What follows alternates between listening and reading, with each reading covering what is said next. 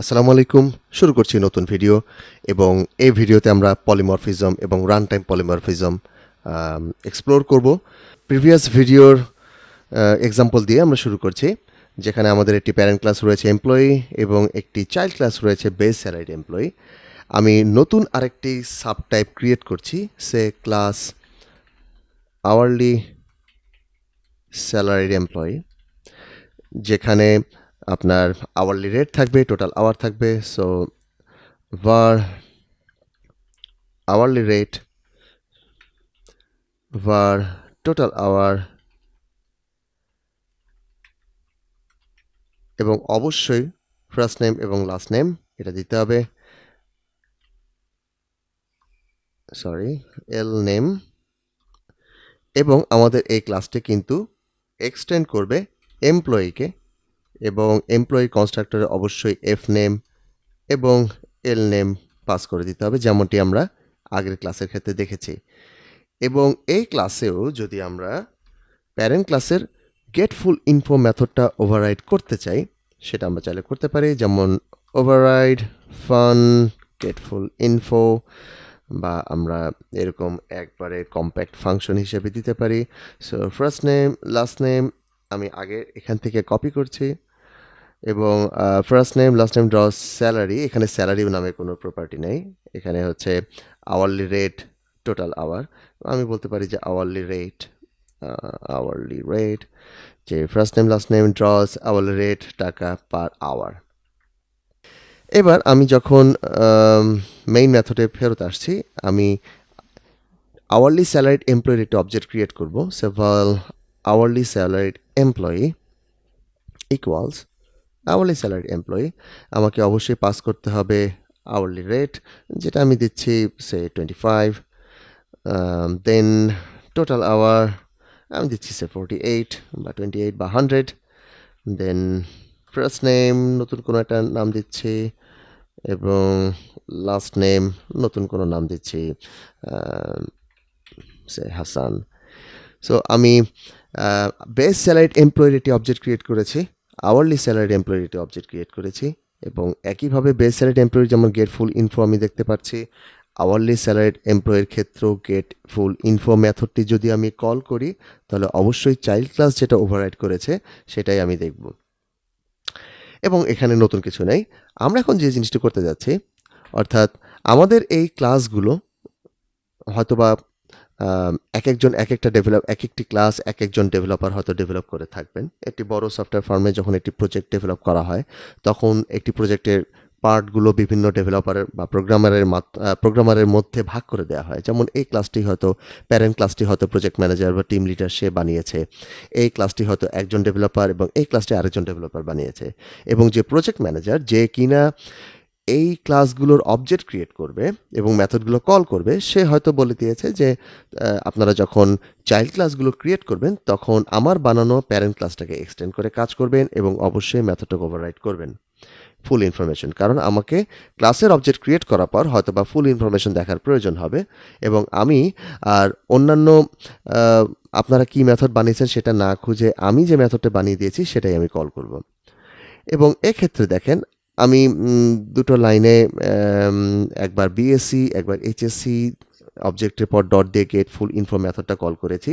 আর একটা ওয়ে আছে, যেমন আমি একটি অ্যারে ডিক্লেয়ার করি, সেভাল এমপ্লয়িজ, সেটা হচ্ছে আপনার লিস্ট অফ, মনে করেন বিএসই অ্যান্ড এইচএসই। অর্থাৎ আমি একটি সিম্পল লিস্ট ক্রিয়েট করলাম এবং সেটা ইমিউটেবল, দ্যাট মিনস এই লিস্টে পরবর্তীতে আর কিছু অ্যাড করা যাবে না। এই লিস্টে আমি বিএসসি এবং এইচএসসি এই দুটো অবজেক্ট রেখে দিচ্ছি, এবং বিএসসি কিন্তু বেস স্যালারিড এমপ্লয়ি অর্থাৎ চাইল্ড টাইপ, এবং এটাও কিন্তু চাইল্ড টাইপ। এবং আমি এখানে একটু এক্সপ্লিসিটলি উল্লেখ করতে চাই যে এই টাইপটা বা এই ভ্যারিয়েবলটা আসলে কী টাইপের। যেমন ঠিক এরকম আমি বলতে চাই যে এটা হচ্ছে list of employee.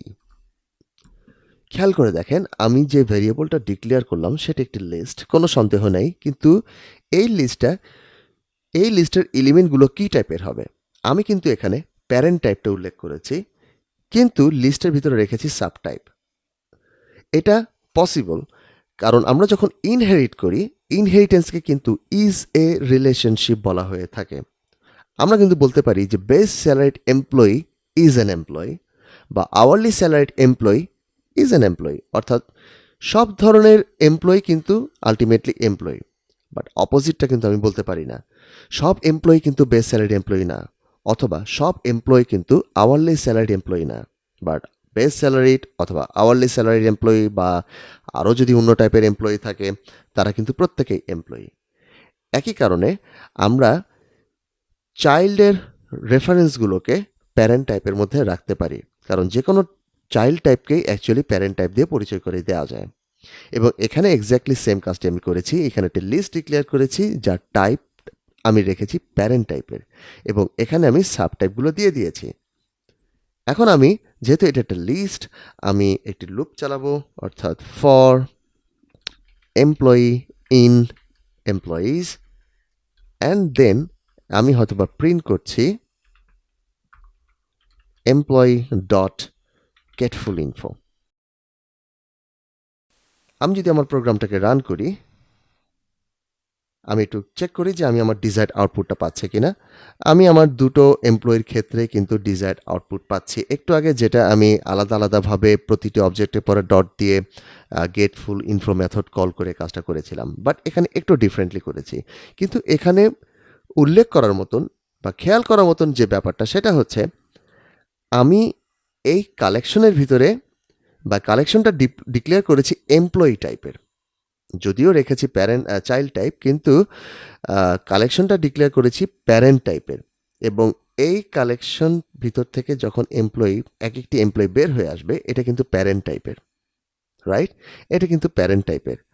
So compiler যখন এই কোডটি কম্পাইল করবে, তখন সে চেক করবে যেহেতু এমপ্লয়ি হচ্ছে এমপ্লয়ি টাইপের বা এই অবজেক্টটি হচ্ছে প্যারেন্ট টাইপের, সো সে চেক করবে যে প্যারেন্ট ক্লাসের মধ্যে গেট ফুল ইনফো নামের কোনো মেথড আছে কিনা, এবং সে দেখবে যে গেট ফুল ইনফো নামে মেথড অবশ্যই এমপ্লয়ি ক্লাসের মধ্যে ডিফাইন করা আছে। সো কম্পাইলারের এখানে কোনো আপত্তি নাই। কিন্তু প্র্যাকটিক্যালি কি হচ্ছে, যখন প্যারেন্ট টাইপের অবজেক্টের পর গেট ফুল ইনফো কল করছি, তখন কি প্যারেন্টটা কল হচ্ছে না। লুপের আমরা যখন ফর লুপটা চালাবো, তখন প্রথমবার এই কালেকশন থেকে বিএসই এটা কিন্তু এমপ্লয়ির মধ্যে অ্যাসাইন হয়ে যাবে, এবং এমপ্লয়ের অবজেক্ট দিয়ে যে মেথডটা কল করছি প্রথমবার, সেটা বেস স্যালারিড এমপ্লয়ির মেথডটাই কল করবে, এবং দ্বিতীয়বার আওয়ারলি স্যালারিড এমপ্লয়ির মেথডটা কল করবে। অর্থাৎ অবজেক্টটা প্যারেন্ট টাইপ হলেও মেথড কল করছে কিন্তু চাইল্ড টাইপের। অর্থাৎ প্রথম এলিমেন্টের ক্ষেত্রে আমার প্যারেন্টটা বিহেভ করছে তার প্রথম চাইল্ডের মতন, এবং সেকেন্ড এলিমেন্টের জন্য আমার প্যারেন্টটা বিহেভ করছে তার সেকেন্ড চাইল্ডের মতন। অর্থাৎ একই অবজেক্ট এক এক সময় এক এক ধরনের বিহেভ করছে। এটাকেই বলা হয় পলিমরফিজম। পলিমরফিজম মিন্স বহুরূপতা, অর্থাৎ একটি অবজেক্ট এক এক সময় অন্যান্য অবজেক্টের মতন বিহেভ করবে।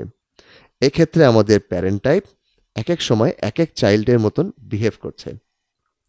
এবং যেহেতু প্যারেন্ট টাইপের অবজেক্টের পর যখন আমি গেট ফুল ইনফো মেথডটা কল করছি, এবং কোন চাইল্ড ক্লাসের মেথডটা কল করতে হবে এটা রান টাইমে ডিসাইড হচ্ছে, এই কারণে এই ধরনের পলিমরফিজমকে রান টাইম পলিমরফিজম বলা হয়। এই পলিমরফিজমের সুবিধাটা আমি তখনই নিতে পারি যখন প্রতিটি চাইল্ড ক্লাস প্যারেন্ট ক্লাসের মেথডটাকে ওভাররাইড করবে। সাপোজ বেস স্যালারিড এমপ্লয়ি কোনো একটি কারণে প্যারেন্ট ক্লাসের মেথডটি ওভাররাইড করেনি। এই ক্ষেত্রে যদি আমি আমার প্রোগ্রামটা রান দেই, সেক্ষেত্রে যে চাইল্ড ক্লাসটি প্যারেন্ট ক্লাসের মেথড ওভাররাইড করেছে সেটা আমি দেখতে পাচ্ছি, কিন্তু যে চাইল্ড ক্লাসটি করেনি সেটার ক্ষেত্রে কিন্তু প্যারেন্টের মেথডটাই কল হচ্ছে। তো এই ক্ষেত্রে কিন্তু পলিমরফিজমের সুবিধাটা আমি পাচ্ছি না। তো পলিমরফিজমের পুরো সুবিধা যদি আপনাকে নিতে হয়, তাহলে অবশ্যই চাইল্ড ক্লাসগুলোকে প্যারেন্ট ক্লাসের যে কোনো একটি মেথডকে ওভাররাইড করতে হবে, এবং সবাইকে করতে হবে। ইন দ্যাট কেস তখনই আমি এই পলিমরফিজমের সুবিধাটা নিতে পারবো। এবং পলিমরফিজমের জন্য অবশ্যই যে জিনিসটা আমার শুরুতে দরকার সেটা হচ্ছে ইনহেরিটেন্স, কারণ দুটো ক্লাসের মধ্যে ইনহেরিটেন্সের সম্পর্ক না থাকলে কিন্তু পলিমরফিজমটা আমি অ্যাপ্লাই করতে পারবো না। সো এই ভিডিওতে আমরা দেখলাম কিভাবে ইনহেরিটেন্স রিলেশনশিপের মাধ্যমে আমরা প্যারেন্ট ক্লাসের অবজেক্টের ভিতরে চাইল্ড ক্লাসকে রাখতে পারছি, কারণ inheritance one kind of is a relationship. আমরা বলতে পারি যে প্রতিটি চাইল্ড ক্লাসই হচ্ছে প্যারেন্ট, বা প্রতিটি চাইল্ড ক্লাসকে আমি প্যারেন্ট টাইপ দিয়ে পরিচয় করে দিতে পারি। এবং যখন দুটো ক্লাসের মধ্যে ইনহেরিটেন্স রিলেশনশিপ হয়ে যায় এবং আমার চাইল্ড ক্লাসগুলো প্যারেন্ট ক্লাসের যে কোনো অ্যাটলিস্ট একটা মেথডকে প্রতিটি চাইল্ড ক্লাস ওভাররাইড করে, তখনই কিন্তু আমরা পলিমরফিজমের পূর্ণ সুবিধাটা নিতে পারি এবং পলিমরফিক বিহেভিয়ারটা এক্সপ্লোর করতে পারি। সো এই ছিল আমার এই ভিডিওর কন্টেন্ট। ইনশাল্লাহ নেক্সট ভিডিওতে আমরা অ্যাবস্ট্রাক্ট ক্লাস, অ্যাবস্ট্রাক্ট মেথড এই টপিকগুলো এক্সপ্লোর করব।